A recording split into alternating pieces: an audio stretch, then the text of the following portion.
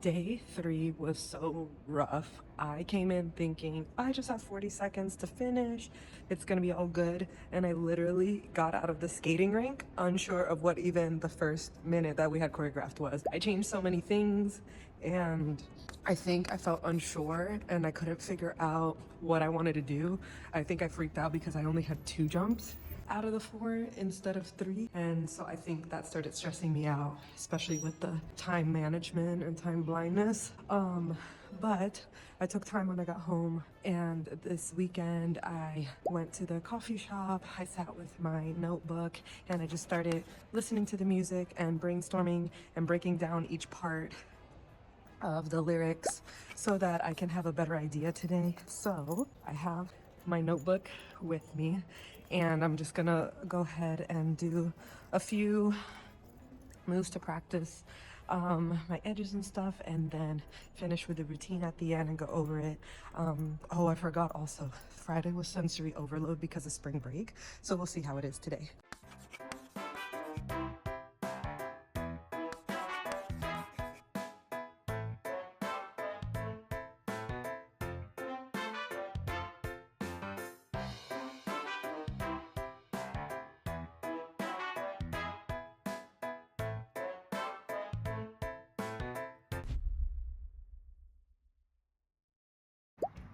Going to the ice rink on bike today. Let's go.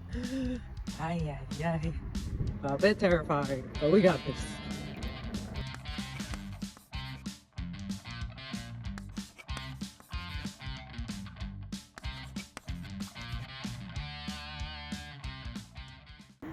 We did it! I just gotta make it in here and skate. Oh, fun. Yay!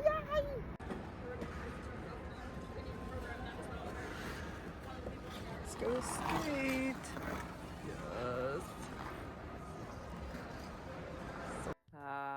I'm just realizing 2 weeks down, 2 more weeks to go, and I'm still not done the choreography. Planning, time management, time blindness, but also maybe my expectations. Who knows? It feels like a combination of all those things.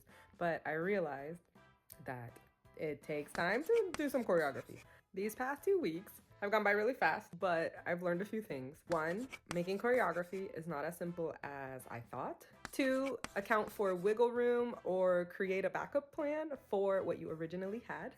3, sensory overload is real. 4, take breaks, do a reset. 5, ask for help. That's okay. I know. So I first thought that I would be done my choreography by Friday. I gave myself 3 days to do this. And after 6 days of being on the ice, I realized that is not the case. Oh God. When you get on the ice and test out your ideas, you have to remember that it could possibly not work. It's completely different writing something down and being like, oh yeah, that mohawk would work after, this crossover or something like that. But then when you test it, sometimes it doesn't flow well, or it doesn't fit to the music, or maybe it's just not possible. And you have to rearrange the moves into something that'll work for your body, because again, everyone's bodies are different. So that's something I've been learning. And the only way I could think of this to explain is that if my dance were a train and there were a whole bunch of little carts, I'm literally picking up the carts, which are all the different moves, and just moving them in different orders, and trying to figure out what works and what is gonna make my train ride the most smooth possible. That's a good one. Having a backup plan is super important, because if you are like me and you thought you would finish the choreography the first week and 2 weeks have passed and the choreography still isn't there, it's okay not to panic, not that much at least. You can panic a little bit, but then pivot and just move on to the next thing. For myself, I know I tend to hyperfocus and I could be doing the same thing over and over for hours. When I catch myself hyperfocusing or getting stuck on one part for too long, I try to snap out of it and do a couple laps around the rink, try to redirect myself and say, hey, let me just work on some spins or some jumps right now. Reset and refocus my mind so that then I can come back to whatever it was. Sensory overload. Wow, I didn't realize how much it was affecting me, especially during public sessions. So if you are going to a public session and the rink is busier than usual and you already get anxious or self-conscious or anything like that, it always helps to have a friend there because then you both can be in it together and try not to focus on everyone else. I know at the ice rink for safety, you're only allowed to use one earbud. So if you bring it for the day and you are starting to feel a little bit more anxious or overwhelmed because of the amount of people there, you can go ahead and put on like some instrumental music, some lo-fi music, something to just kind of help calm your nerves while you're going around.